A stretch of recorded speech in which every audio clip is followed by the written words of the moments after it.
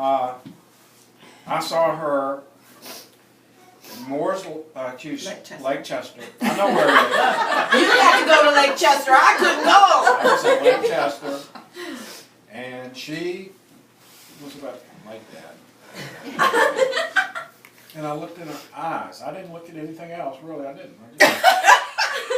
You had real frizzy hair. Oh yeah, that was me.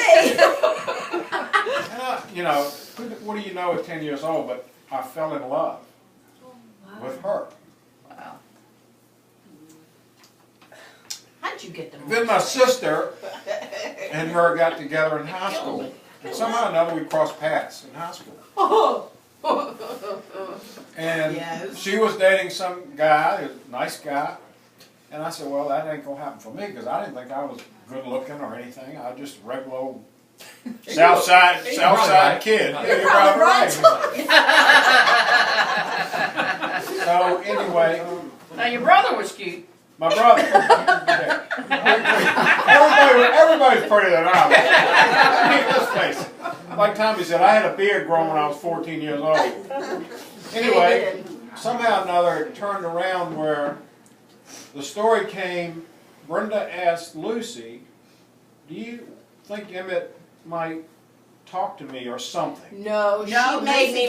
I pledged for a sorority, and she had a plan. So when I was a pledge,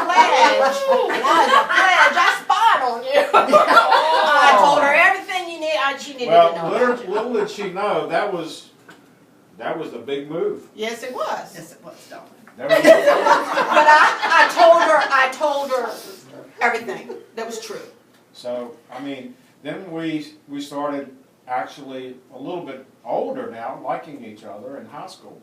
Of course, I still loved her, but whatever love is at that stage of your life, you're not sure. Yeah. But I knew every time I looked at her, something's going on there. So, that I didn't get from anybody else. That's the main thing. No, it was the hair and the eyes. I really didn't look at anything else except your eyes and your hair. What I recall right now, anyway. You can hear that train in the back. Chugga, chugga, chugga. My bad.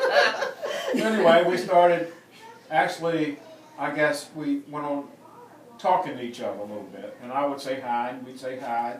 And Brenda I can almost tell what day of the week it was by the clothes she wore, because she had a special dress she wore on Monday and a special dress she wore on Tuesday. And a very limited wardrobe. And back in those days, it was kind of cheap to have all this new, villager blouses and all those things. Remember that, Tommy? Yeah. Well, Brenda's family didn't have, a lot of money, and they were the way they were, just like I was. We didn't have any money. I didn't have a village dress. And Brenda, Lucy and I had to iron our clothes. I mean, we did all our washing and clothes because we wanted to. And I had to wear yours.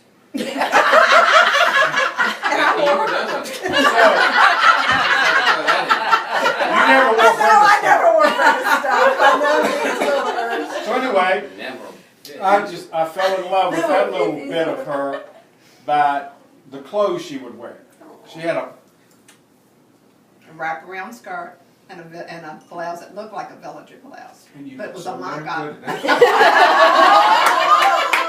Oh boy. Oh boy. And then she started helping me do homework. We had our window up at the top of Which the I second really floor, and needed. that's where we would Because go in the mornings before school. I was kind of like a jockey kind of guy. Nothing bothers me. I'm going to pass and get through school. Well, I don't know how I did it without her because I wasn't that good in school until the very end of school. But then we started dating. And then we had a big date. Well, no, it might have been the very first date. We went to a party. We went to a pie-pie dance. Pie-pie dance. You telling the story about Mom and Dad? Yeah. So, and I'll go back to the fact that I didn't have any money, and neither did my family. And I'm wearing a suit that I wore when I was 12 years old, and I'm 16 now. And the suit came right here on the thing, and I had my shirt sticking out like 5, 6, 7 inches. And my pants were like up here. But I had to wear a suit to this thing. So that's the only suit. I couldn't ask Mama to get me a suit, because that suit was like $50 back in those days. So here I go with Your this daddy got that. wild looking wool It was a suit. green, it was a green. Green, suit. oh my God. It was dark Yeah, green you can't suit. So I go in there and I'm nervous. I'm very nervous because I'm not good at this, so I'm nervous. Can you hear him? Yeah. And I go in the house and knock on the door, and here comes her mama. Well, her mother's beautiful. Was beautiful. Gorgeous. And I was overwhelmed with her. I said, "Oh boy, this is how Brenda's gonna look." She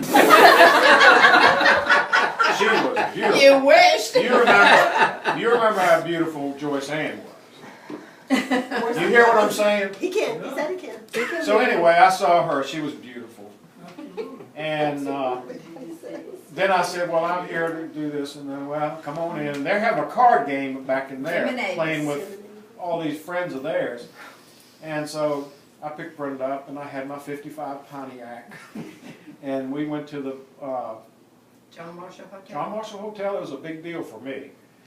And we had a great time. We did it, we had a wonderful time. I didn't get to kiss her that night. I hugged her You only kissed me once on the way home. on the way home. Okay, one time. Oh my God. And I didn't say anything about I love you or anything like that. I was just happy to be with her and all that kind of stuff. So I remember leaving her off, and she had to be home at 11:15. So I got her home at 11:15.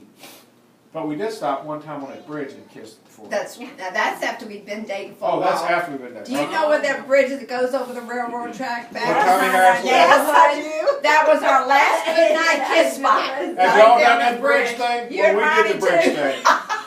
That's Castlewood Road, right? Yes, that was Gregor. always our last Gregor. kiss of the night, was in the middle of the bridge. So anyway, that was kind of a big thing. And the other real pivotal time, I think, when we really knew that we were crazy about each other, was up at Boopie's house up there, and we were dancing Oh, yeah, we were upstairs to dancing. Elvis Presley. And the air got really thick. I mean, it was intoxicating to me. And it was never the same after that. And one other party, I always remember we went to, was it Paul Mason? Somebody in your sorority had a party, and your fraternity had a party. And we Yeah, down went at there and Hopewell County danced. Heights or something. And it was so funny because they were playing Elvis Presley, It's Impossible, and that became our song. And I remember I was so I got overheated. Oh my goodness gracious, oh my, I'm feeling the vapors. Where's the couch? Let's do it now.